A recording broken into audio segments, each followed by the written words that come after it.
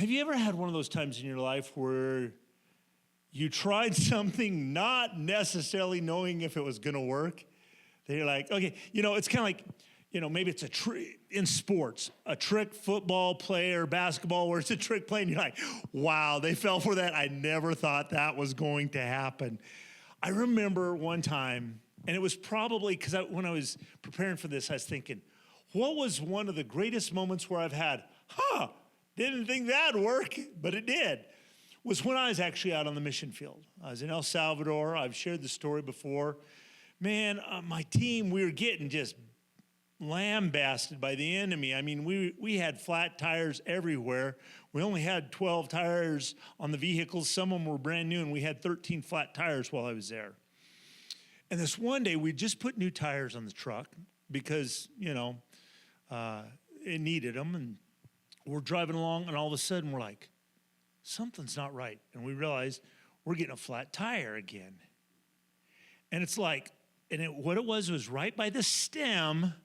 Dorian, you might take note of this to teach people at Discount. They'll love this story. And we realized that if you pulled the stem one direction, that the leak would stop. Well, it's not like we have an air pump in there, and we've got to be able to get to a town. And where we were is in the middle of the jungle. There's nothing around. And I think we'd already changed out a tire, so we had a flat. I mean, like I said, flat tires were just part of that trip. And so I'm holding it, and I see this girl that had, back then everyone wore the head bandanas and stuff, hair tie bandanas. And I says, can I see your bandana? Took the bandana, wrapped around the stem of the tire, through the holes in the rim, back around itself. And I did this a couple times. And I was like, okay, it's seeming to work. Okay, don't worry, we only have like 2 hours of dirt roads to get to the next town. So, it's like none of us had very high hopes over it. We get to the next town and we look out again. It worked. Go figure. There's those moments where you're like, sometimes you're going through life and you're like, what else do I have to do? That's kind of where we're going to start out, is in a story. It's actually one of my favorite stories of the Old Testament. It's found in 1 Samuel 14. Now, before we go to 1 Samuel 14, let me tell you what happens in 1 Samuel 13. 1 Samuel 13, God has called Saul to be the king, and he's doing an okay job. He's still pretty new into this thing. And Samuel says, okay, I want you to go here and wait until I get there, and I will offer the sacrifice and bless it, and then you can go out and serve. But Saul gets there, and as we know, this is Saul's big mistake, not his first one, by the way. But this is the one that really kind of finishes off his calling of king. Saul takes, and he's like getting impatient because he's looking at the people. Oh no, they're getting nervous. There's some people leaving. I don't know what to do. You know what? I'm going to do the sacrifice myself.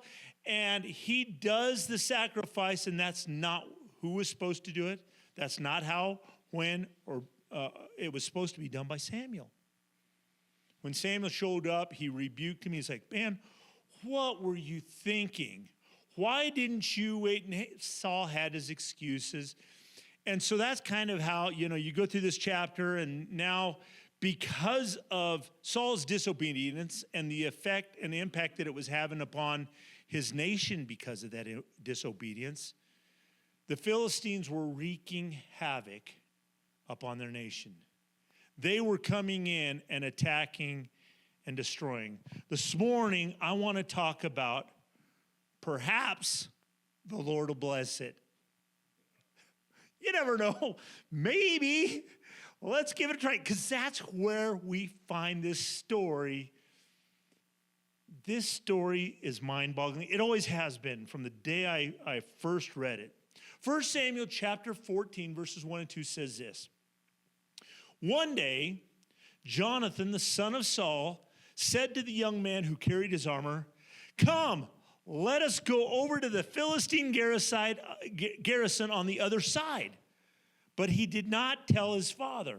Saul was staying in the outskirts of Gibeah in the pomegranate cave at Migron. The people who were with him were about 600 men. So here we find Saul. The enemy is attacking, and Saul is hanging out in a cave with a bunch of dudes. That sounds horrible. I mean, that's a bomb shelter of its day. It's like, really? 600 guys in a cave? Can you imagine the stench? Can you imagine?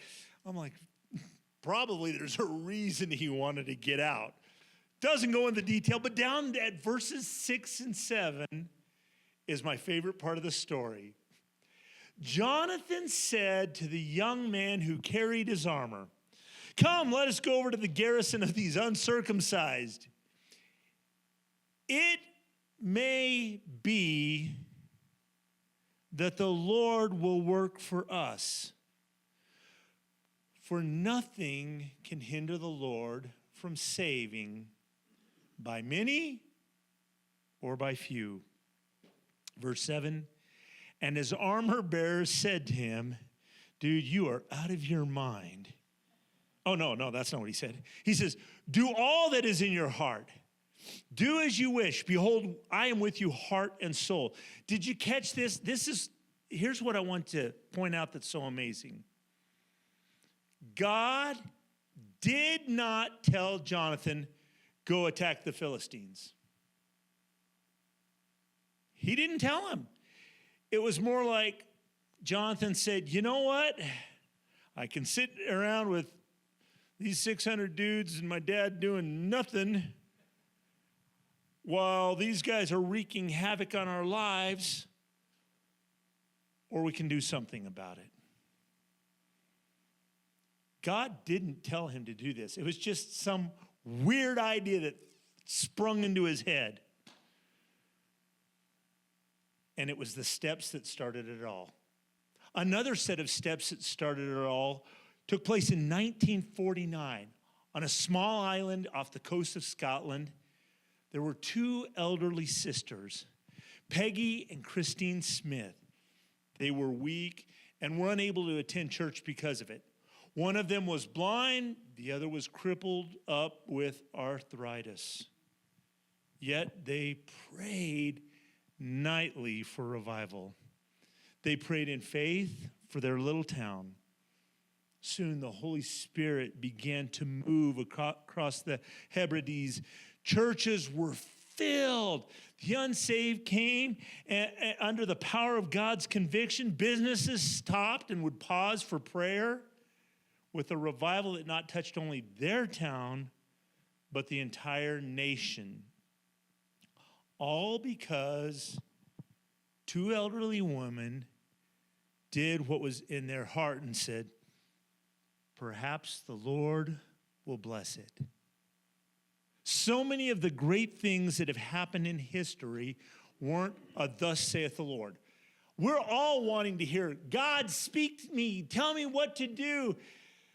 Sometimes it's like, "Okay, God, don't know what to do. I'm kind of tired of just sitting around, so let's just start walking." And that's exactly what happened in Samuel chapter 14. Jonathan didn't have any certainty when it came to what was going to happen, but he had courage. He didn't have a guarantee from God that he was going to survive the day, but he stepped out and said, "Perhaps God will. Maybe God will move on our behalf." Unlike the stories like Moses, he shows up, the burning bush starts to talk to him, he has this conversation. He gets this relationship with God where God says, "Do this, and do this, and do this, and don't do that," and gives him all these detailed instructions. That's what we're wanting. We're wanting the Moses experience. Or Joshua. Okay, Moses is dead. Joshua comes along, and lo and behold, he's out there and on the wrong side of the Jordan, and the commander of the Lord, commander of the Lord's army. I'm sorry, but because of my kids and Veggie Tales, I always picture him as a big asparagus. Can't help it. But the commander of the army of the Lord comes to Joshua and says, as the commander of the Lord, I now come. And he comes and he goes and he tells him what to do. And it's supposed to, are you with us or our enemy? Neither. You don't get it, buddy. But he gives him the instructions. He says, go across here, do this. He had the instructions, go around the walls of Jericho. And when you do it, the last day, the seventh day, you shout and the walls come down. That's what we want. We want a Moses experience, or we want a Joshua experience.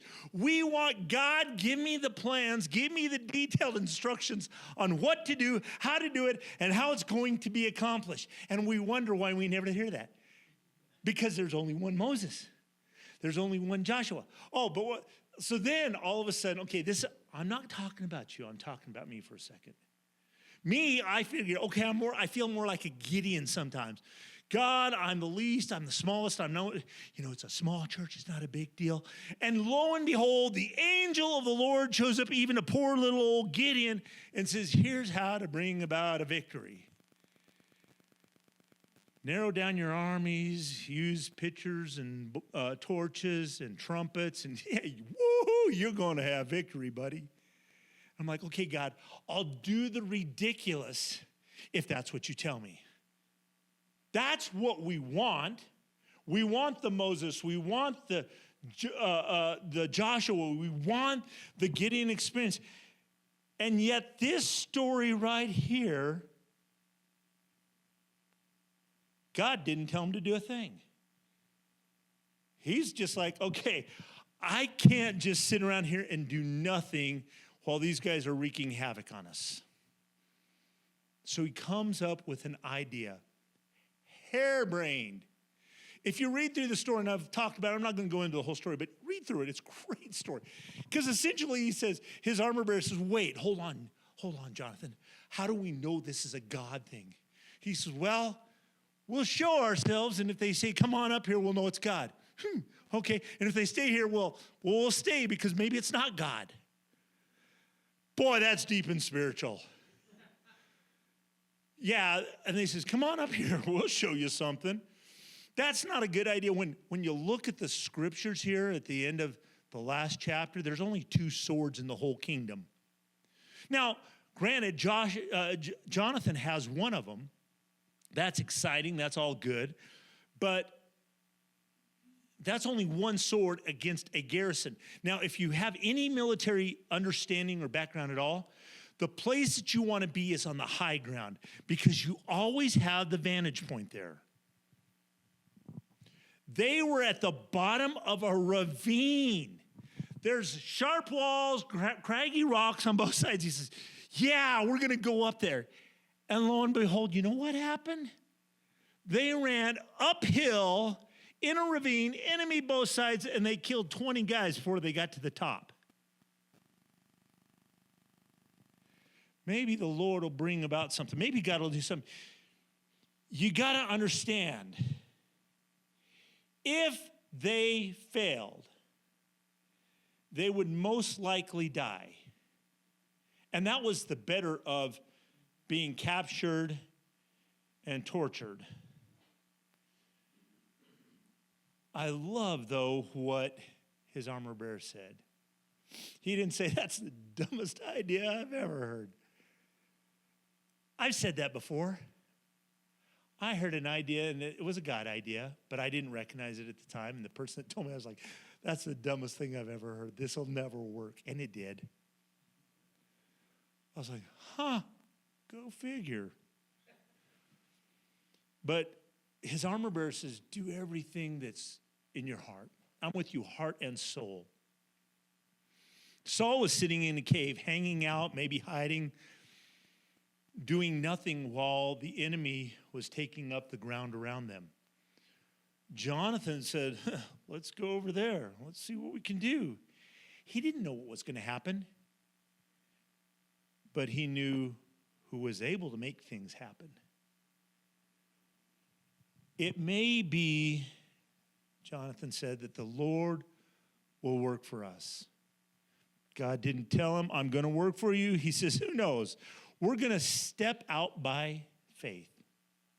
We're going to give this a shot and see how it goes. And God blessed the steps of faith and brought Israel a great victory that day. Faith doesn't wait for perfect conditions. Because how many know perfect conditions just don't seem to show up very often? Faith moves through the perhaps. Okay, let's see. Perhaps God will bless us. Every move of God started with someone who acts on what God put in their heart. God didn't tell them that they had to do it. They just said, okay, well, here's an idea kind of in my heart, in my mind. Let's give it a try. And God shows up in an amazing way. Does he always? No. Some ideas, I've had thousands of ideas, and you know what? I've had thousands of ideas that have failed miserably. But every once in a while, you'll run across an idea, and you're like, wonder if this will work. In the Hebrides revival, it all was sparked by two little old ladies who said, we can't do much, but we're going to pray. We can pray. And a revival broke out. The Azusa Street revival that took place in California started in a rundown building with a handful of people that were just simply hungry for God. Quite frankly, it was a mixed up mess bunch of people. Actually, as I look out here, it kind of would fit in with us real well. And yet we weren't at Azusa Street. The Jesus movement, you know, about a year ago or 2 years ago, we had that 70s Sunday. God reached out through hippies, musicians, and rebels, through simple worship songs on beaches and in coffee houses, and brought about a transforming revival with the Jesus People movement. God seems to delight in using these small, humble, and unexpected things to make his glory known. And one of the most powerful tools that he seems to use is music. Music is something that stirs the heart. It changes people's lives. Music has always been one of God's instruments of healing. We know the story found in 1 Samuel chapter 16, just 2 chapters after where I began this morning. And whenever the harmful spirit from God was upon Saul, David took the lyre or a harp and played it with his hand. So Saul was refreshed and was well, and the harmful spirit departed from Saul. When David played, peace would come on Saul's life, and torment would be lifted. 2 Chronicles chapter 5, verses 13 and 14, paraphrases, and when the trumpeters and singers were as one or in unison, the glory of the Lord filled the house of God. Worship brought in, invited in, and ushered in the tangible presence of God. In Acts chapter 16, verses 25 and 26, we know the story of Paul and Silas who were sitting in a prison. They were hauled off to prison. And as they began to praise and worship, their chains fell, and it transformed not only that moment in time for them, but it transformed the prisoners and the prison guard. And music still reaches through to hearts today. Music can do something that nothing else can. Music bypasses our defenses. It speaks to the soul when a sermon might not be able to. How many times when you're going through things, you just want to listen to some good worship music, and you have that song or two? Man, I've got a couple songs that are very related to moments and challenges I have faced. Mountains that I had to climb and dark paths I walked through, where I can relate specific songs to those moments. People who wouldn't set foot through the doors of this church will listen to music. And healing often comes when the message of Christ touches them with the melody of truth. We are preparing an outreach, and I've talked about it just a little bit. Our outreach that we're talking about, that we're doing, that I've talked about with the board and the Stones and myself, we just have been collaborating on this thing, and it's like, perhaps God could move through this.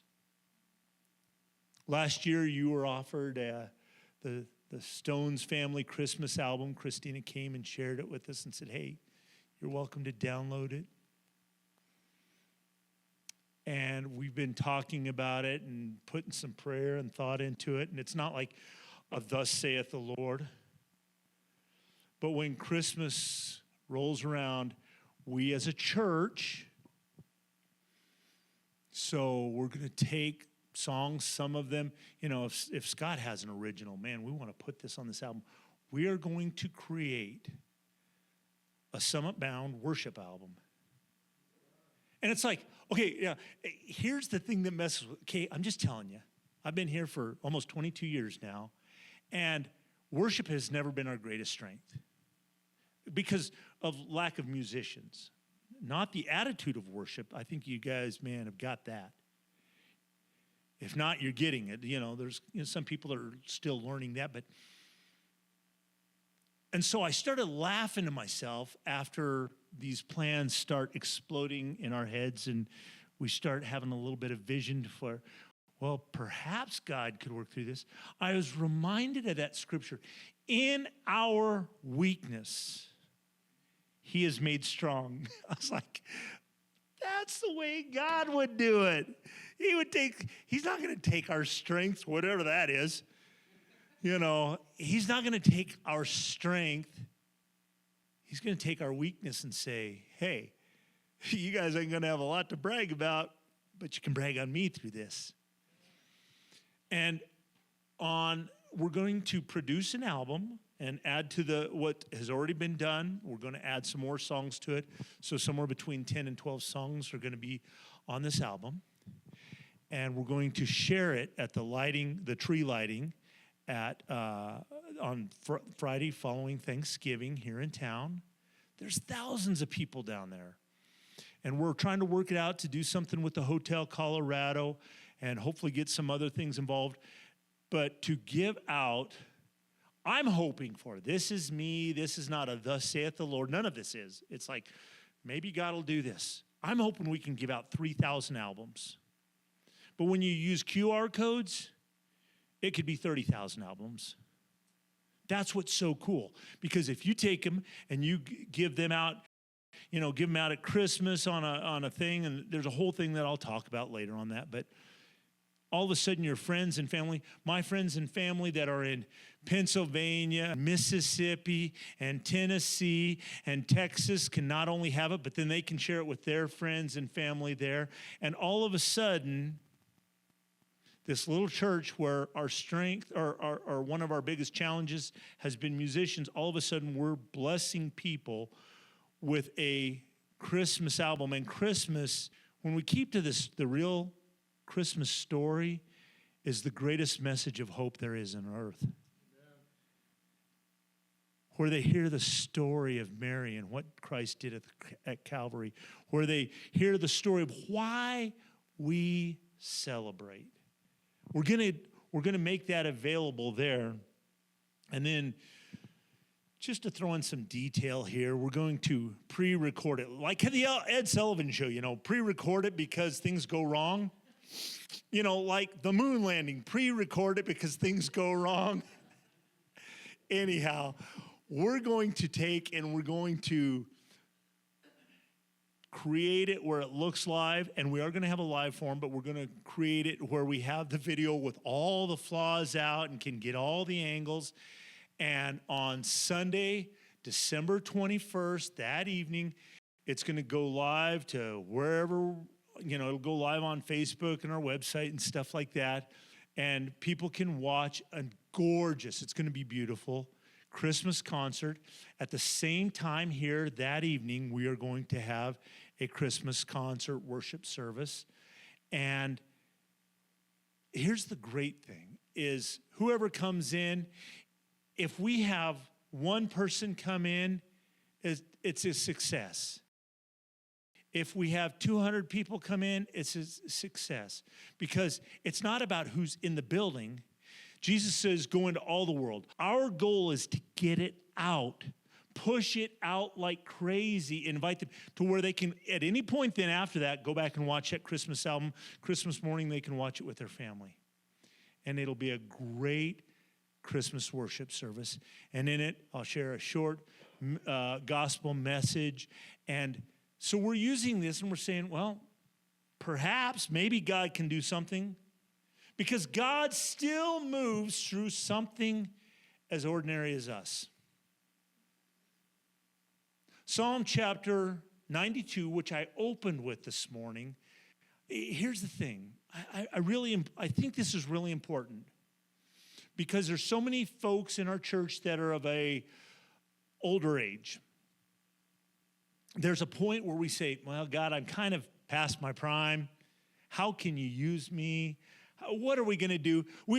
Khalid and I were talking one time, and Danielle might have been a part of the conversation as well, and we were like, okay, what tools, what do we have in our house? And by the way, the great thing, and everyone's like, okay, when do we get to hear Karen sing more? Here's the great thing. Man, aren't you thankful for the Stone family? Man, they're a blessing. And there's a lot of things that happen that is kind of behind the scenes, right? Sometimes it's like, where do they all go for worship? Do you understand if Dad's back there and Mom's up here, Caden would be everywhere in this building? Keanu would be chasing him and Addie would be jumping over the pews to stop him, okay? So they're over in there. Right now they're down in kids' church. But the whole family has been preparing. We are going to, by the time this concert's going, you're going to start seeing it introduced probably in November. You're going to see guitars start to pop in. Not for every song of worship, but they're going to start popping in. You're going to see the electric drums. You're going to start seeing the musicians, where by the 21st, we have a full worship team playing. And where it will continue at different levels based on the Sunday and the songs because, most of you are not musicians, but I've learned from attempting that one time that it's really harder than it looks. And so it takes time to learn all those songs. I got 3 songs, that's it. Okay, well, when we play those 3 songs, you're in, buddy. That's how it works, okay? So they've been practicing and preparing, and you're going to start seeing the worship team. But when we looked at it, it's like, what is our greatest strength? We have men and women of faith and solid faith and long-standing faith that I believe can pray like those women in the Hebrides. And so what is our greatest strength? You're our greatest strength. Because, fine, it's great to have a guitar or drums or musician. That's all great. The greatest strength we have is people that are willing, able, and just stepping into prayer saying, God, perhaps you will move. I want to encourage you to, when we get going on this and other things, I appreciate your prayers. I appreciate the board praying for me. Something different every week this month. But pray. It says this in that psalm that I read, verse 14. They still bear fruit in old age. They are ever full of sap and green. I'm not calling you saps. What this is talking about, it says there is life, there is vigor, there is vibrancy in the elderly who are willing to stand and call out to God in prayer and ask, perhaps, Lord, you can move through this. As he did at the Azusa Street Revival, as he did in the Hebrides, as he did with Joshua and his armor bearer. This morning, I challenge us as a church to step out. This outreach, I believe, is our Jonathan moment. We're stepping out in faith, doing what's in our heart. Maybe God will use it and affect Glenwood Springs, affect our valley, our community. Maybe one song will change one life. That would be success. But who knows? Maybe an overwhelming victory the Lord will bring about during this time.